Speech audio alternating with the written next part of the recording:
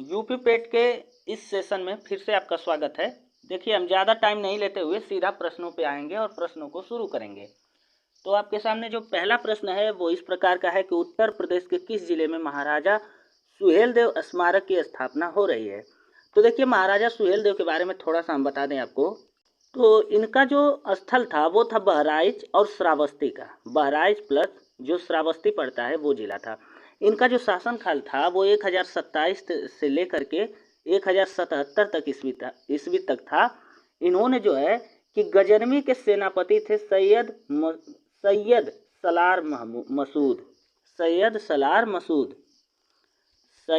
सलार मसूद जी को हराया था। बहुत ही दूर तक खदेड़ करके इसे मारा था और वहां पर जो है कि गजनवियों के आक्रमण से यूपी को बचाया था। तो श्रावस्ती और बहराइच में इनका शासन था। यहाँ पर जो आप देखिए तस्वीर देख रहे हैं वही है महाराजा सुहेलदेव और इन्हीं के नाम पे एक पार्टी भी बनी है सुभाषपा की। आप जानते होंगे सुभाषपा की पार्टी जो है जो उत्तर प्रदेश में चुनाव लड़ती है वो इन्हीं के नाम पे बनाई गई है। अब आगे बढ़ते हैं हम। दूसरा प्रश्न हमारी आंखों के सामने है कि अष्टांगिक मार्ग संकल्पना किसका अंग है। तो भाई देखिए, जो अष्टांगिक मार्ग संकल्पना है वो बौद्ध धर्म का एक अभिन्न हिस्सा है जिसमें मुक्ति प्राप्त करने के लिए कुल 8 मार्गों का अनुसरण किया गया है। 8 मार्गों को 3 सीलों में बांटा गया है और 3 सीलों को ही 8 अष्टांगिक मार्ग कहते हैं। अब आगे चलिए।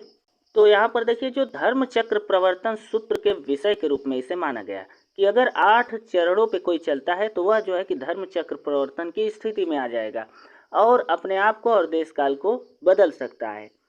यहाँ पर जो आप तस्वीर देख रहे हैं वो है, देखिए, प्रज्ञा, शील और समाधि। इसे 3 रूपों में बांटा गया है और इन्हीं 3 रूपों के बड़े रूप को हम अष्टांगिक मार्ग कहते हैं। इन अष्टांगिक मार्गों में सम्यक दृष्टि, सम्यक संकल्प, सम्यक वाणी, सम्यक कर्मांत, सम्यक आजीविका, सम्यक व्यायाम, सम्यक स्मृति और सम्यक समाधि हैं। अब इसे थोड़ा डिटेल्स में भी देख लीजिए।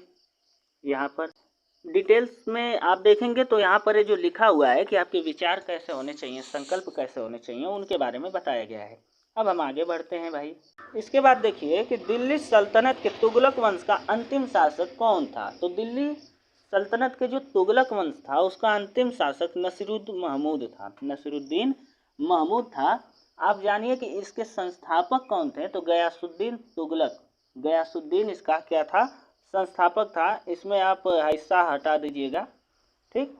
और अभी संस्थापक बन गए। इन्होंने जो है कि संस्थापना किया था और ये जो शासन था वो तुगलकाबाद शहर बसाया था। इसने जो है तुगलक ने तुगलकाबाद शहर भी बसाया था। इस एग्जाम में पूछा जाता है तो उसे आप समझ लीजिएगा। इसके बाद देखिए कि मुगल प्रशासन में मदद ए मास क्या इंगित करता है। तो मदद ए मास जो होता था, मदद माने क्या होता है आप जानते होंगे कि किसी की मदद करना। मदद ए मास यानी हर महीने में किसी की सहायता करना। तो यह था कि विद्वानों को दी जाने वाली राजस्व अनुदान भूमि होती थी, यह राजस्व मुक्त होती थी। यानी राजस्व मुक्त का मतलब है कि उसके लिए सरकार कोई टैक्स उनसे नहीं लेती थी जब वो भूमि राजा किसी विद्वान व्यक्ति को दे देता था। तो 5वां प्रश्न हमारी आंखों के सामने है कि तीसरे आंग्ल मैसूर युद्ध को रोकने के लिए टीपू सुल्तान ने अंग्रेजों के साथ कौन सी संधि की। तो भाई देखिए, टीपू सुल्तान ने तीसरी जो संधि की थी वो थी श्रीरंगपट्टनम की संधि। और इसी संधि के बाद 1799 में वह मारा गया था। इसी संधि के बाद, श्रीरंगपट्टनम की संधि के बाद अपने महल में वह अंग्रेजों से के हाथों मारा गया था। अब आगे चलिए। तो इसमें कौन सा है आपका सही, श्रीरंगपट्टनम।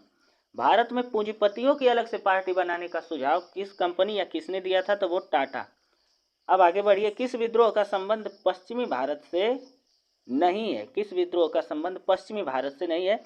यानी कि सब विद्रोह इसमें का भील विद्रोह, रामोसी विद्रोह और बघेरा विद्रोह कहाँ पे हुए थे, यह पश्चिम भारत में हुए थे। गुजरात ले लीजिए, महाराष्ट्र ले लीजिए, कर्नाटक ले लीजिए। लेकिन पूर्वी भारत में हुआ था फरैजी विद्रोह। कौन सा विद्रोह, फरैजी विद्रोह हुआ था। यह जो है कि दादू मियाँ ने इसे शुरू किया था। किसने शुरू किया था भैया, दादू मियाँ ने। और यह एक धार्मिक आंदोलन था। दादू मियाँ जी ने इसे शुरू किया था, धार्मिक आंदोलन था। यह शुरू हुआ था कहाँ, बंगाल में। कहाँ पर भाई, बंगाल में यह हुआ।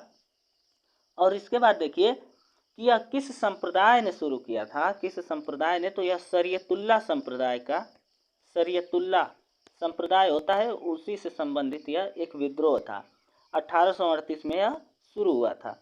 अब हम आगे बढ़ते हैं, देखिए ध्यान से भाई। अगर वीडियो अच्छी लगे तो आप लोग सब्सक्राइब जरूर कीजिएगा चैनल को। महात्मा गांधी ने प्रथम नागरिक अवज्ञा आंदोलन निम्न में से किस घटना के प्रारंभ में चलाया था? तो देखिए, पहला अवज्ञा आंदोलन जो है ना, गांधी जी का रोलेट एक्ट के खिलाफ था 1919 में। 1919 में रोलेट एक्ट कहता था कि बिना किसी कारण, शक के आधार पर हम किसी भी व्यक्ति को गिरफ्तार कर सकते हैं और गिरफ्तारी के दौरान चाहे जितना दिन हो उसे हम जेल में रख सकते हैं। अब देखिए कितना मनमाना कानून है। और आपकी खुशी के लिए बता दें कि आज भी यह अंग्रेजों का कानून हमारे देश में है और शक के आधार पर देखेंगे आप तो कई लोगों को गिरफ्तार किया जाता है, बाद में वो छूट जाते हैं। हर जगह बदनामी होती है और ऐसा हुआ है हमारे गांव में भी, आपके शहर में भी। अगर ऐसा देखेंगे तो शक के आधार पर बहुत सारी गिरफ्तारियां हुई हैं। अब चलिए, यहाँ पर कुछ एडिशनल इन्फॉर्मेशन है रोलेट एक्ट के बारे में कि भारत में क्रांतिकारियों के बढ़ते प्रभाव को समाप्त करने के लिए सर सिडनी रोलेट की अध्यक्षता में एक एक्ट लाया गया था। इसके अनुसार अंग्रेजी सरकार किसी भी भारतीय को गिरफ्तार कर बिना मुकदमा चलाए, देख रहे हैं ना कि गिरफ्तार कर लेगी, अब बिना मुकदमा के जेल में रख सकती है। और रोलेट एक्ट को काला कानून कहा जाता है। भारतीयों ने इस कानून का तीव्र विरोध किया और इसी कानून के विरोध में लाला लाजपत राय की लाठियों से मार मार कर हत्या कर दी गई थी पंजाब में। उन्हें पंजाब केसरी भी कहा जाता था, लाला लाजपत राय जी को। तो ये जो भी इंफॉर्मेशन बता रहे हैं उसे आप अच्छे से नोट डाउन कर लीजिएगा। इसके बाद देखिए कि लाल होर्डिंग पर बम फेंकने वाला क्रांतिकारी वीर कौन था? तो देखिए भाई, वो क्रांतिकारी वीर और कोई नहीं, रास बिहारी बोस थे।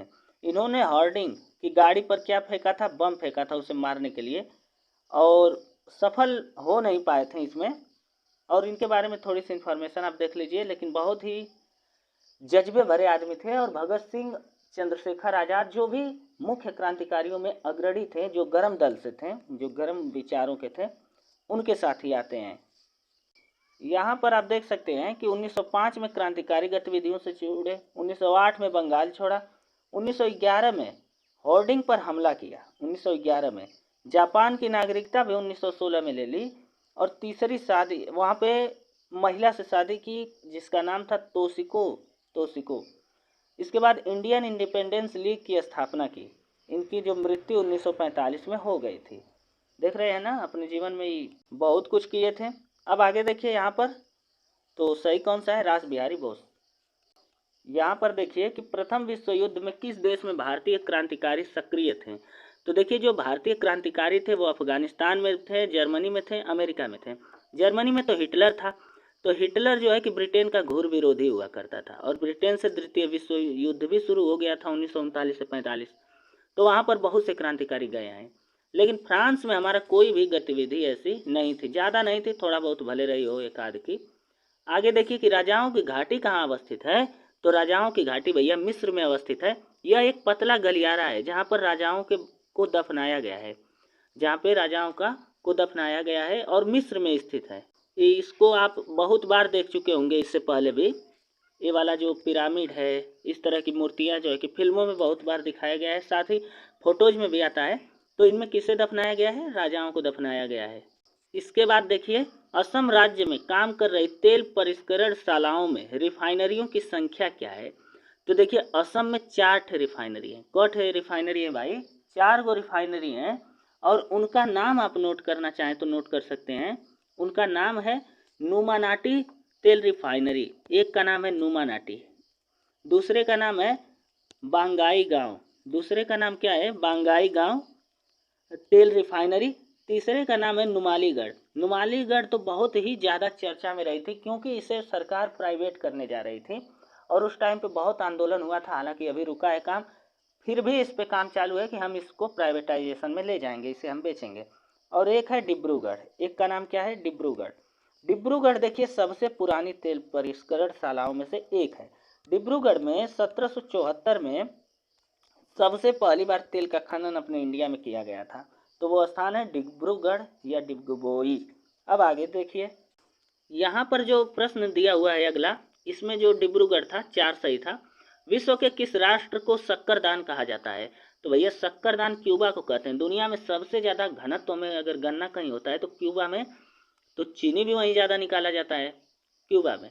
उत्तरी पश्चिमी भारत में शीतकालीन वर्षा का कारण है। उत्तरी पश्चिमी भारत में जो शीतकालीन वर्षा का कारण है वो है पश्चिमी विक्षोभ। वो क्या है भाई? पश्चिमी विक्षोभ। इसे थोड़ा मैप में हम आपको दिखाएंगे, चलिए देखते हैं। अभी जो हमने बताया था राजाओं की घाटी, तो वो देखिए इस तरह का गलियारा है और इसी में सब कुछ बना हुआ है।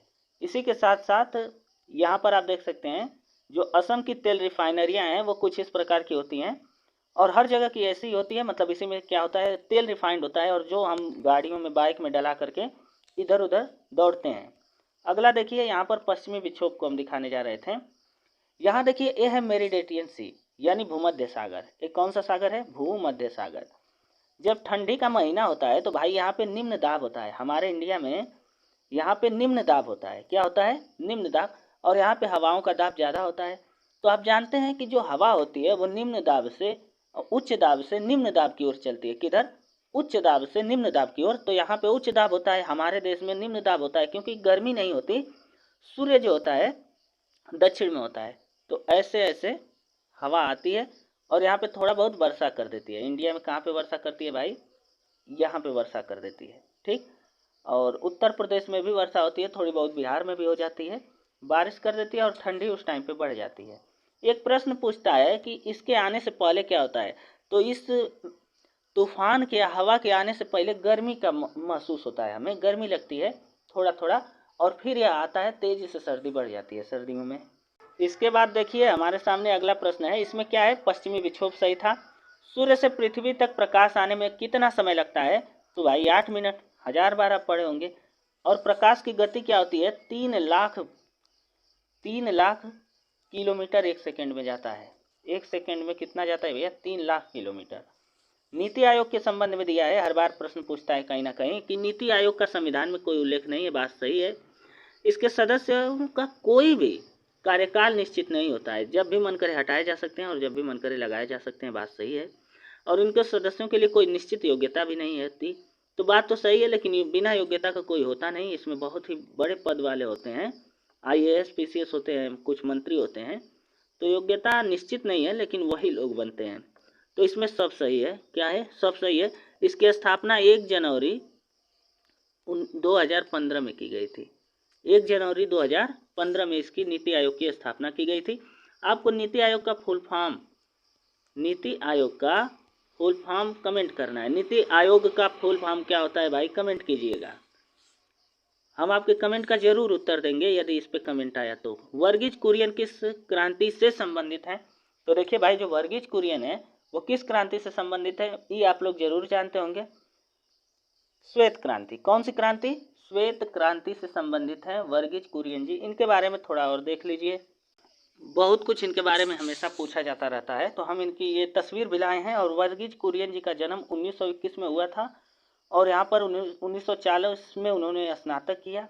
यहाँ पे भारत में दूध की क्रांति वे लाए और बहुत ही बड़े जो है कि एक ब्रांड जो जिसे आप अमूल नाम से जानते हैं, जिसे बार बार कहा जाता है कि अमूल दूध पीता है इंडिया। इनका निधन 2012 में हुआ था। इनका निधन जो है कि 2012 में हो गया था। और रेमन मैग्सेस पुरस्कार के बारे में 10 बार इनके बारे में पूछ चुका है। इसके बाद कुछ अगला प्रश्न हमारे सामने है, उसे हम देखते हैं कि परिमाणात्मक शाख नियंत्रण की विधि निम्न में से कौन सी नहीं है? देखिए भाई, शाख क्या होता है? तो केंद्रीय बैंक जो है, शाख माने अपनी शाखाओं को 2 प्रकार से नियंत्रित करता है। एक होता है परिमाणात्मक, एक होता है परिमाणात्मक और एक होता है गुणात्मक। क्या होता है? गुणात्मक होता है, ठीक। तो 2 प्रकार से अपनी शाख को नियंत्रित करता है। और शाख को नियंत्रित करने का मतलब है कि शाखाओं को किस प्रकार से बैंकों के चलाना है। तो केंद्रीय बैंक यह 2 प्रकार से करती है। तो यह क्यों होती है कि शाख की राशनिंग होती है। इसे हम क्या कहते हैं? शाख की राशनिंग। इस नियंत्रण को हम शाख की राशनिंग कहते हैं। इसके बाद देखिए, भारत में कृषि के लिए पुनर्वित्त प्रदान करने वाला सर्वोच्च बैंक है। भारत में कृषि के लिए पुनर्वित्त प्रदान करने वाला सर्वोच्च बैंक, इसे तो आप 100 बार पढ़ चुके होंगे, नाबार्ड के बारे में। नाबार्ड की स्थापना 12 जुलाई 1982 को हुई थी। 12 जुलाई 1982 को, इसे आप लिख लीजिएगा भैया, 12 जुलाई 1982 को स्थापना हुई थी। इसका मुख्यालय मुंबई में है। इसका मुख्यालय कहाँ पे है? मुंबई। इसका मुख्यालय मुंबई में है और यह शिवरमन कमेटी की सिफारिश पर इसकी स्थापना हुई थी। किस कमेटी की सिफारिश? इस कमेटी को तो हम 4-5 बार हम ही देख चुके हैं। शिवरमन कमेटी के सिफारिश पर इस बैंक की स्थापना हुई थी। अब आगे चलिए। सबसे बड़ा लोन दाता है कृषि के क्षेत्र में। निम्न ग्रामीण अवस्थापना क्षेत्रों में से कौन केंद्रीय सरकार की भारत निर्माण योजना में आच्छादित नहीं है?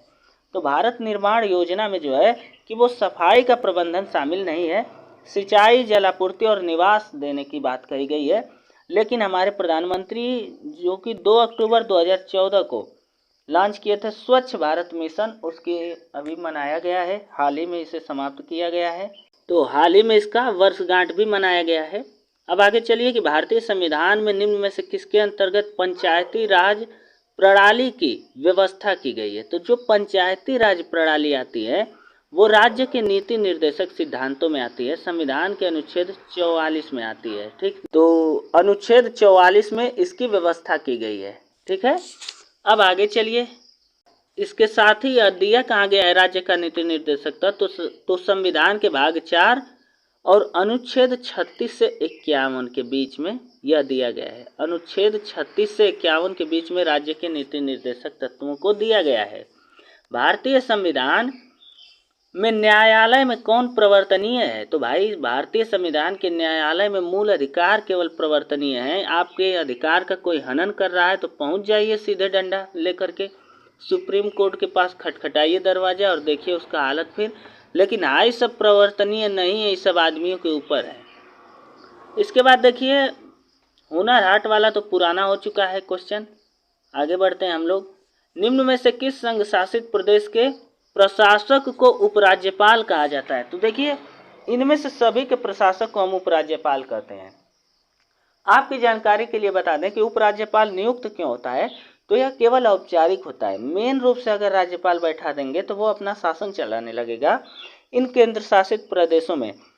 तो इसलिए शासन तो राष्ट्रपति के हाथ में होता है, राष्ट्रपति वहाँ का शासन चलाता है और राष्ट्रपति माने केंद्र सरकार देखती है सब कुछ तो केंद्र सरकार तय करके राष्ट्रपति को देती है, तो वो केंद्र शासित प्रदेशों को देखता है। लेकिन वहाँ पे राज्यपाल नहीं, उपराज्यपाल इसीलिए बस बनाए जाते हैं कि मेन रूप से जो शासन है हाथ में ना ले, औपचारिक व्यवस्था उसकी की गई है।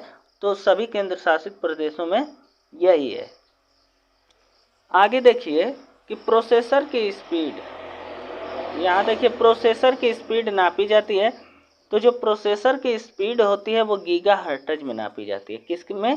गीगाहर्ट्ज में। यह 3 रूप में होता है प्रोसेसर, कैश कंट्रोल यूनिट और रजिस्टर।